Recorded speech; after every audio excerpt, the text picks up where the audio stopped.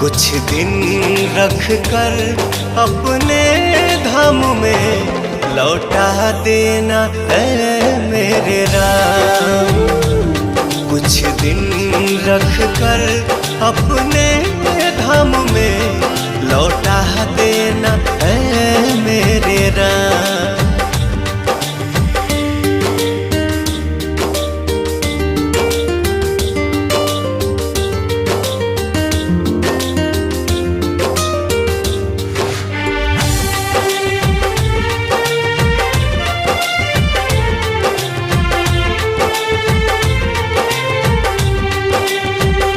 थक कर सोया है लाल मेरा कोमल है, जुबां पे जय हिंद है, हाथ में कमल है।